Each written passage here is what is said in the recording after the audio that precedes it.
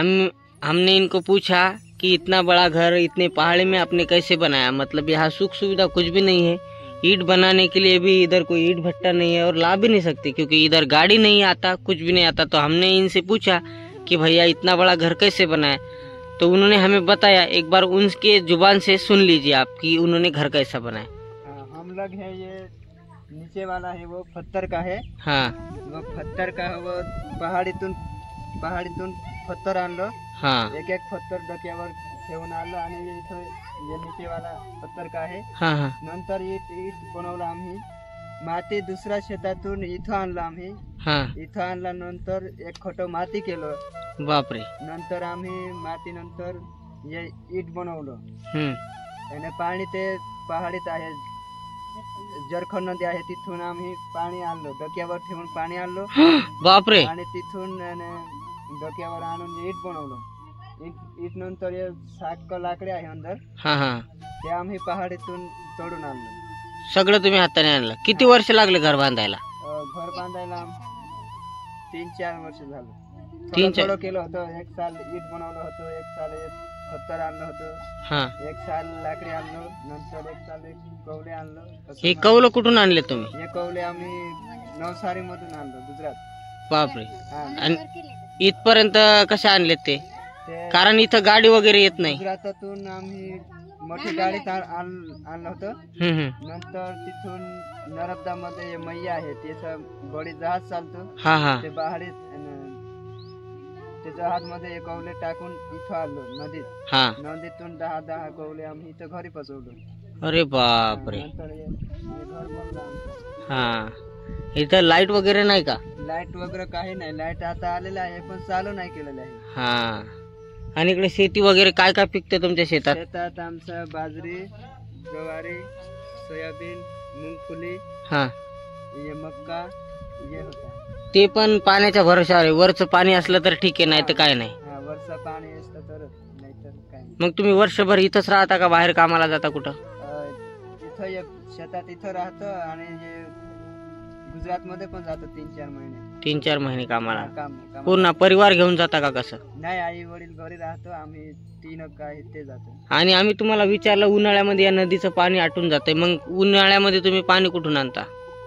नदीतून आणतो। उन्हाळ्यामध्ये आहे ते सगळं पाणी सुकून जातं, पायदळ चालतं आम्ही। बाप। आणि असं विहीर आहे, तिथं विहिरीतून पाणी एक भांडे घेऊन आणतो इथे। आणि आता जर तुम्हाला पाणी आणायचं असलं, सध्या पाण्याची व्यवस्था कशी करता तुम्ही पिण्याच्या?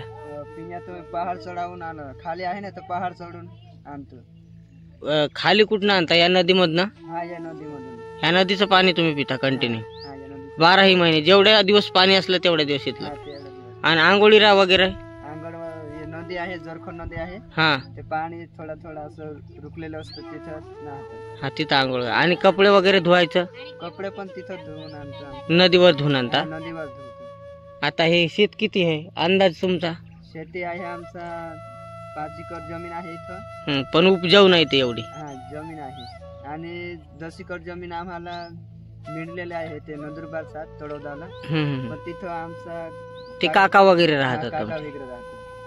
आता हे शेतीमध्ये एवढं सगळं पिकते, ह्याच्यातलं तुम्ही काहीच विकत नसताना घरी ठेवता का काय, कसं करता? घरी ठेवता आम्ही, हे सगळं आमच्यासाठी जेवणासाठी खायला मिळेल।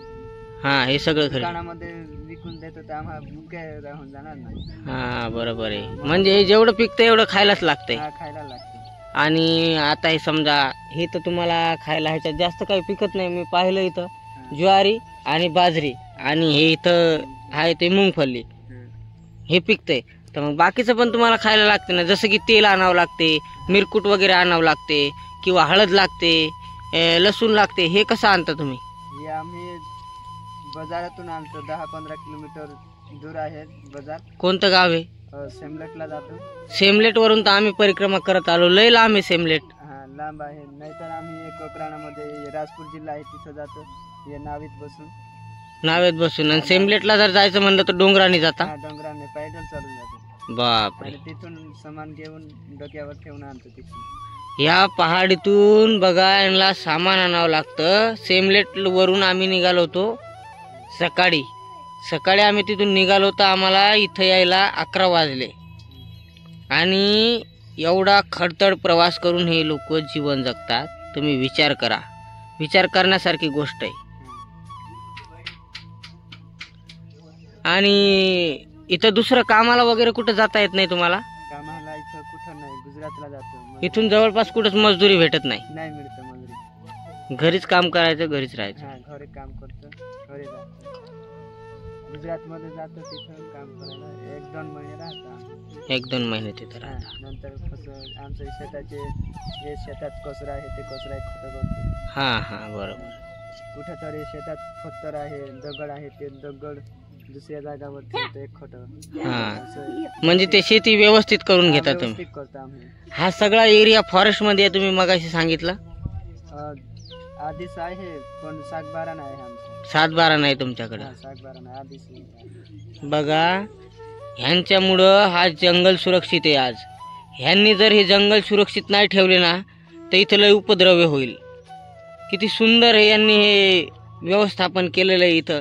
आणि इथं आल्यानंतर ह्या मैया आम्हाला भेटल्या.